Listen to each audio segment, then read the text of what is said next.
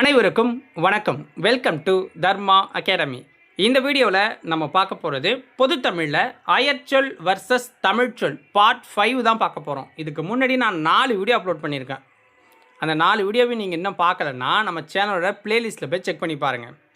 இந்த வீடியோவில் உங்ககிட்ட 30 அயற்சொற்களுக்கு உண்டான தமிழ்ச்சொல் என்ன அப்படிங்கிறத கேட்க போகிறேன். உங்களால் முடிஞ்சால் எத்தனை கொஷினுக்கு ஆன்சர் பண்ண முடிஞ்சுது அப்படிங்கிறத கமெண்ட்ஸில் சொல்லுங்கள். ஓகேவா? வீடியோக்கு ஒரு லைக்கை போட்டுவிட்ருங்க. சேனலை இது வரைக்கும் சப்ஸ்கிரைப் பண்ணலை அப்படின்னா சப்ஸ்கிரைப் பண்ணி சப்போர்ட் பண்ணுங்கள். அப்போ தான் நான் அடுத்தடுத்த வீடியோ போடுறதுக்கு எனக்கு ஒரு ஊக்கமாக இருக்கும். ஓகேவா? வீடியோக்குள்ளே போயிடலாம். ஃபஸ்ட்டு, அகோரம் என்பதன் சரியான தமிழ் பொருள் என்ன? அகோரம் என்பதன் சரியான தமிழ் பொருள்.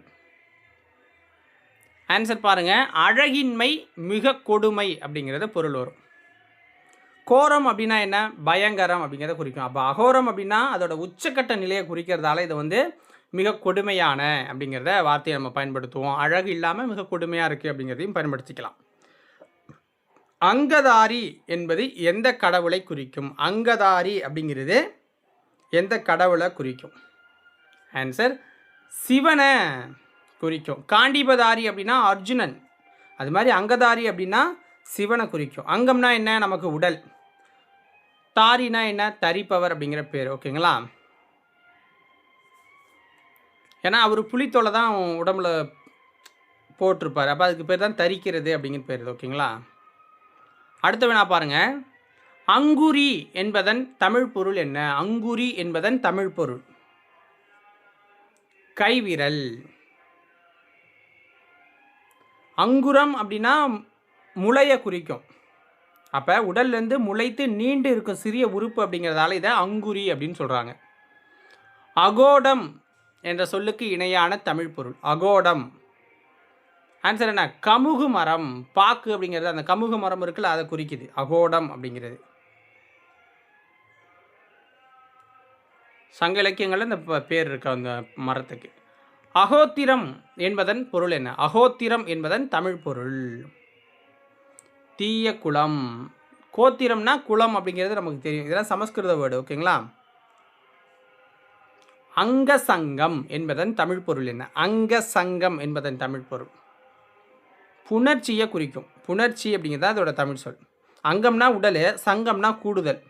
அப்போ 2 இடல்கள் ஒன்று சேர்ற உடல் ரீதியான இணைப்பை தான் இது குறிக்குது. அங்க சாசனம் அப்படிங்கிற பொருள் என்ன? அங்க சாசனம் என்பதோட பொருள்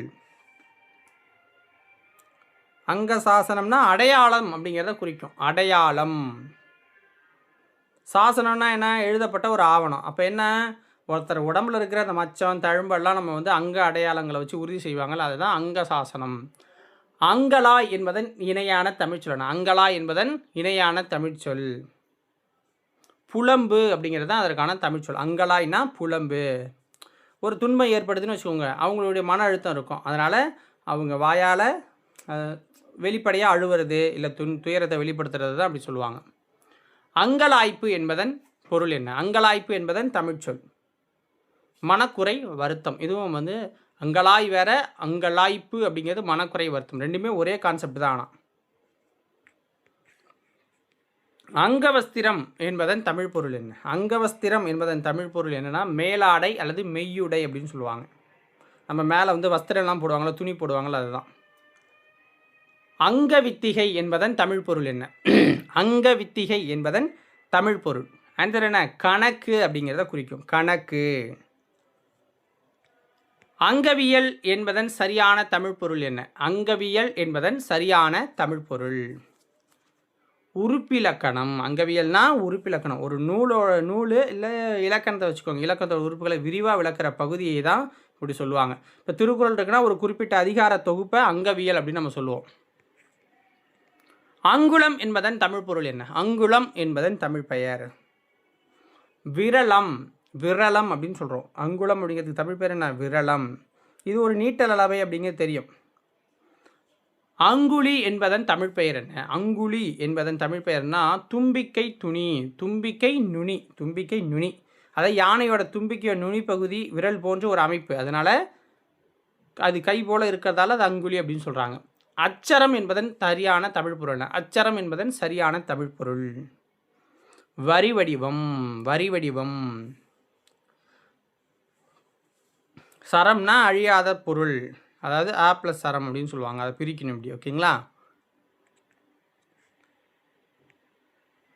அச்சாரம் என்பதன் தமிழ் பொருள் என்ன? அச்சாரம் என்பதன் தமிழ் பொருள் முன்பணம். ஸோ அச்சாரம் கொடுக்கறது. ஸோ அது வந்து நம்ம புழக்கத்தில் தான் இருக்குது. அச்சாறு என்பதன் தமிழ் பொருள் என்ன? அச்சாறு என்பதன் தமிழ் பொருள் ஊறுகாய். அச்சாறு குண்டு வா அப்படின்னு அவங்கெல்லாம் சொல்லுவாங்க. அச்சிரம் என்பது எந்த காலத்தை குறிக்கும்? அச்சிரம் என்பது எந்த காலத்தை குறிக்கும்? முன்பணி காலத்தை குறிக்கும். முன்பணி காலத்தை குறிக்கும். அச்சுதன் என்பது யாரை குறிக்கும்? அச்சுதன் என்பது யாரை குறிக்கும்? திருமாலை குறிக்கும். அங்கதாரினா சிவன், அச்சுதன்னா திருமாலை குறிக்குது. ஸோ சுதன் அப்படி அச்சுதனில் சுதன் அப்படின்னா என்ன? நிலையிலிருந்து நழுவுவவன்.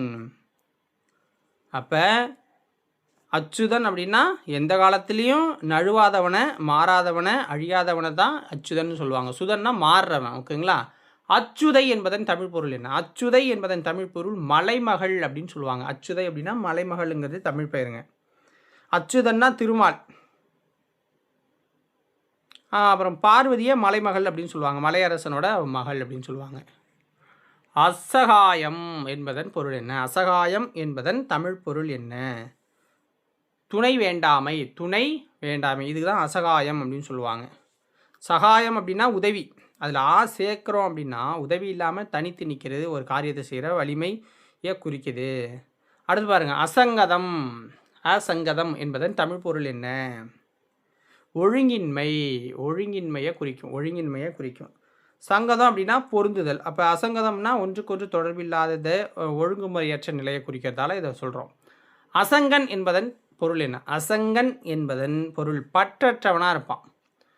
பற்றற்றவனாக இருப்பான். நீங்கள் எல்லாமே பாருங்கள், ஒரு வேர்டில் ஆ முன்னேன்னு வந்துச்சுன்னா அது வந்து தேராத ஒரு இதை. இப்போ ஒழுங்கின்மை, பற்றற்றவன், உதவாதவன், இப்படி தான் வரும். நம்ம ஒரு பொருளோட ஆ சேர்க்குறோன்னா. ஓகேங்களா? அதை நோட் பண்ணிக்கோங்க, ஈஸியாக நீங்கள் போட்டுக்கலாம். அசங்கியம். இப்போ சங்கியம்ங்கிறதுக்கு ஒரு வேர்டு இருக்கும். அசங்கியம் ஆ சேர்க்கறதால அதுக்கு வந்து ஆப்போசிட்டாக இருக்கும். இப்போ பாருங்கள், அசங்கியம்னா எண்ணற்றது, அருவருப்பது. அப்போ சங்கியம்னா என்ன? எண்ணக்கூடியது, அழகானதுன்னு வச்சுக்கலாம். அப்போ அசங்கியம் ஆ சேர்றதால அது எண்ணற்றது, அருவருப்பாக மாறுது.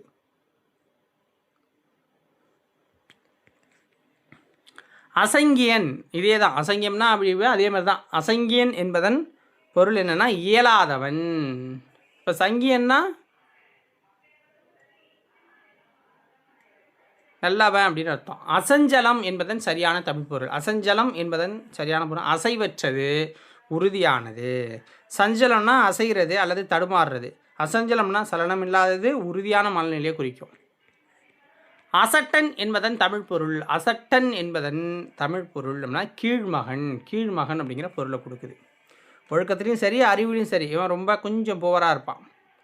அடுத்து அசட்டை. அசட்டை என்பதன் சரியான தமிழ் பொருள் என்ன? அசட்டை கவன இன்மை, பாராமுகத்தை குறிக்கும். அசடன் என்பதன் பொருள் என்ன? அசடன் என்பதன் பொருள் என்ன? குற்றமுடையவன். குற்றமுடையவன் அதாவது மந்த புத்தி இருக்கிறவன், தெரிஞ்சே தப்பு பண்ணுறவன், பொது புத்தி இல்லாதவன் அப்படிங்கிறத நம்ம சொல்லுவோம். அசத்தன் என்பதன் தமிழ் பொருள் என்ன? அசத்தன். அசடன் பார்த்தாச்சு. இப்போ அசத்தன்னா வலுவிலி. வலுவிலி அப்படின்னா சத்து இல்லாதவன், அது பலம் இல்லாதவன், உடல் ரீதியாக அல்லது அதிகார ரீதியாக வலிமையற்றிருக்கவன், பணம் இல்லாமல் இருக்கிறவன் அப்படி வச்சுக்கோங்க. இதை இவனை வந்து வலுவிலி, அசத்தன் அப்படின்னு சொல்லுவாங்க. பணம் இல்லாமல், வலிமை இல்லாமல் இருக்கிறவனை அசலி அப்படி, அசத்தன் அப்படின்னு நம்ம சொல்லலாம். அசடன்னா குற்றமுடையவன். இதோட இந்த 30 முடிஞ்சிச்சு. இந்த 30ல் உங்களுக்கு எத்தனை தெரிஞ்சுது அப்படிங்கிறத கமெண்ட்ஸில் போட்டு விடுங்க. நாளைக்கு வேறொரு வீடியோவில் உங்களை வந்து சந்திக்கிறேன். நன்றி, வணக்கம்.